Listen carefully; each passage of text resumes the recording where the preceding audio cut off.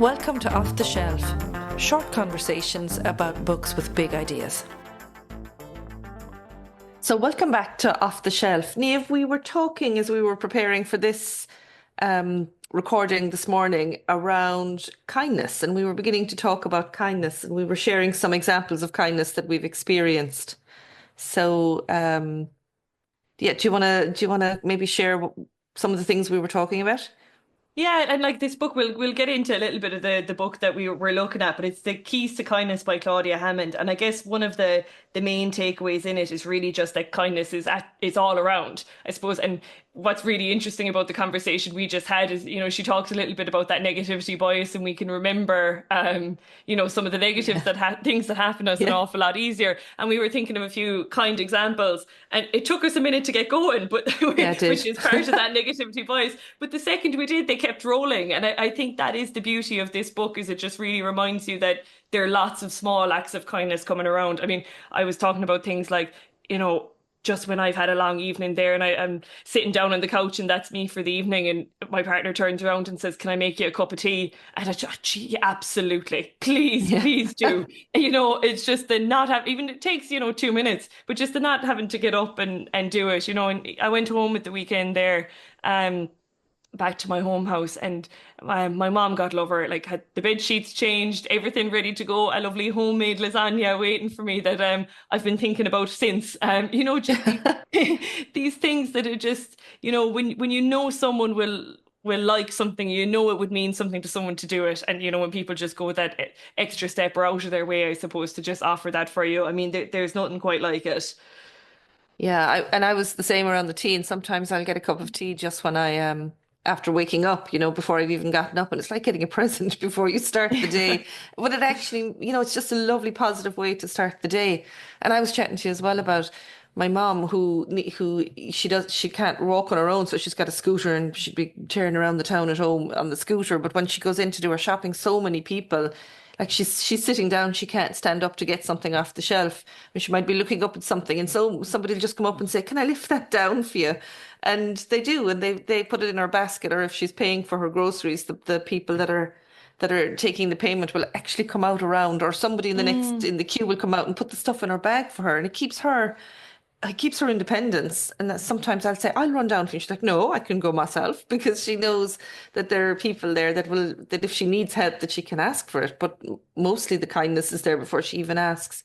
So it's not just about just the kind act in the moment. You're actually helping somebody stay independent, or like just lift their spirits, or start in a positive way of thinking. Um, it's really important. The whole thing is that, and this is part of the book that I really liked, is that kindness should be part of our everyday, not an unusual thing, that it's so remarkable to us that a kind act has happened, but rather a kind act would be just almost like any other thing that happens during the day. And I Yeah. was really struck when she said that. And it's true, like there are things that I suppose you often wouldn't notice, but I mean, you'd rarely see like someone drop something and someone not rush to try and help them pick it up. Or you'd rarely see, someone slamming the door behind them as they're walking into a shop or into a building, or, whatever it is.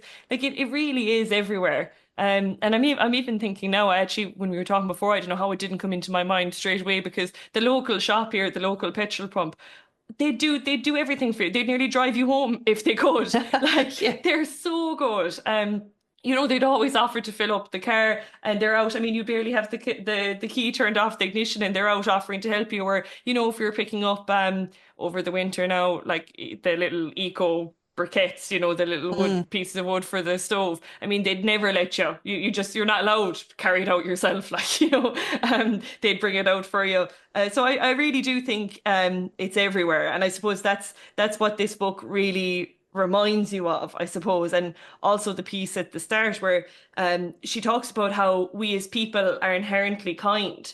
And I think that's a really nice reminder too. Like she talks about in the book lots of different studies, but there's some pieces about toddlers and their willingness to help adults or help each Yeah. other, and Yeah. just that piece that you could think, that isn't inherently there, that it's a learned behavior or it's something to appease someone, I suppose. That was part of it, like that the toddlers might do something for an adult, but they thought they mightn't do it for another toddler, but it was wrong. They'd help each Yeah. other as well. And so I Yeah. think there's something beautiful in that too.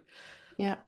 What I really liked about this book, and I've actually read this book 3 times, which is for me, well, because I had forgotten it the first time. But anyway, I what I love about it is that she shows us the robust science behind kindness. It's not, Mm, we start to think about kindness as, ah, sure, look, if it's nice to be kind. It's nice to be kind.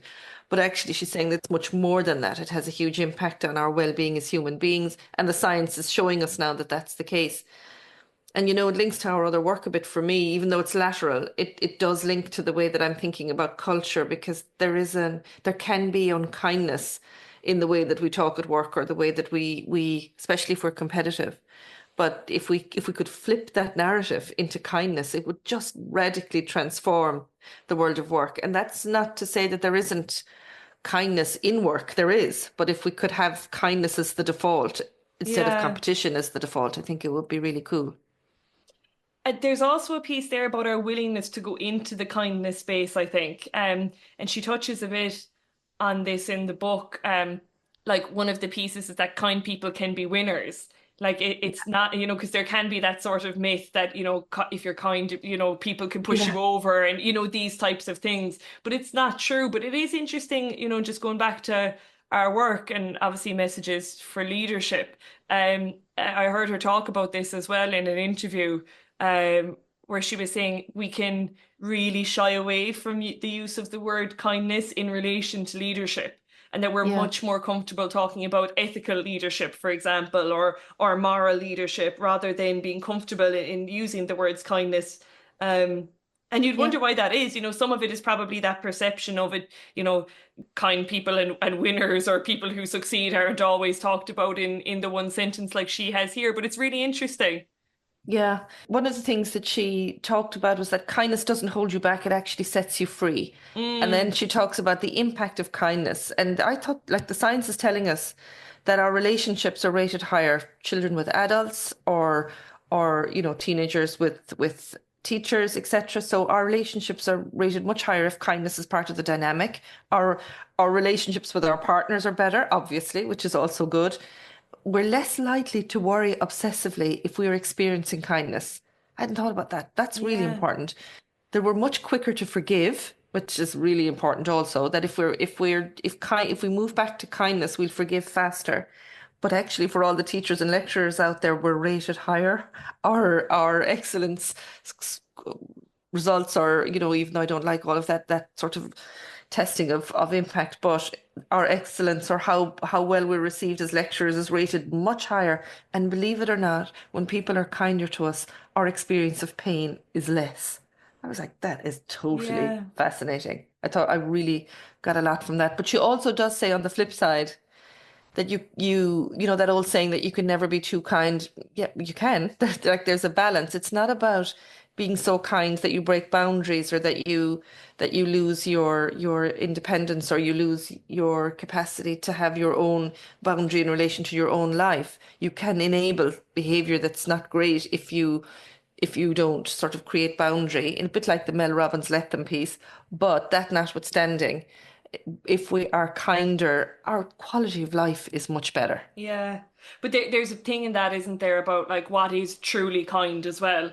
What is kind to the other person, but kind to yourself. And I think that's probably the boundaries piece. I think sometimes kindness can be misinterpreted with just kind of like giving people what they want, and that's not what it is. So I think there is a piece in that, and also I suppose the benefit of how the positive impacts that it can have on us if we're kind to another person and how it boosts our mood and does all the positive pieces for Yeah. ourselves as well.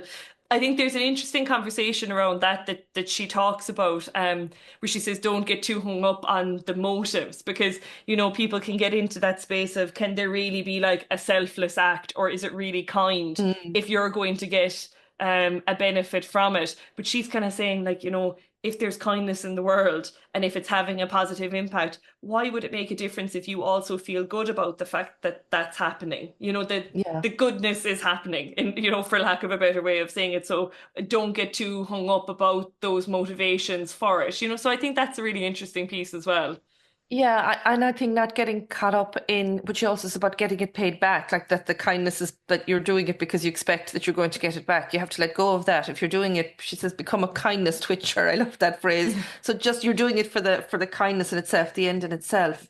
And the other thing that I found really interesting was that she talks about recalling past acts of kindness is really good for lifting your mood. So if you're Yeah. feeling really low, like recalling past acts of kindness can be really useful. And I talk a lot about keeping a wins journal, keeping, just not writing loads, but just writing just a few phrases of something that went well, something that went right for you, because most of the time we're wired to the negative, and as a leader you forget it. So every so often you'll be able to look back and say, well, I did that and that worked or that worked. And I find that really does help. But it's the same for this. Even just jotting a few words about an act of kindness that either you received or gave, if you're feeling low in a moment or you're feeling things aren't going well for you, even just looking at that might lift your mood. I mean, that's a simple gift that you can give to yourself when the time is tough in the leadership Yeah. space, I think. Yeah, Or it's a even great a quote. piece of kindness that you observed.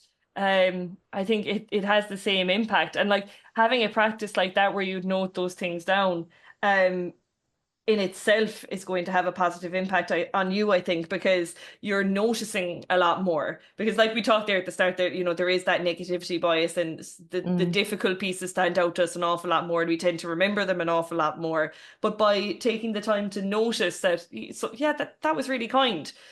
And yeah, either whether it's, in your head, or it is that you're physically jotting it down so that you can go back and have a look at it, it just reminds you, um, good things are happening, and there are yeah, good people out there. There are very kind people out there. And it does lift the spirits when you notice them and you take the time to notice them.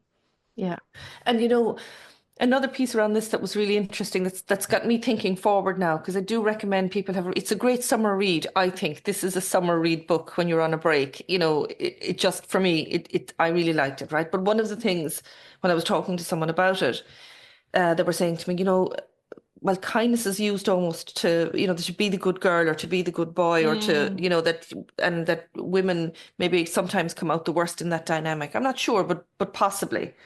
And so maybe if we're promoting kindness, are we still promoting that gap that, the good person needs to do this and they become, controlled by that? But she actually cuts through that really quickly and she says it's niceness that's weaponized, not kindness. They're two different things.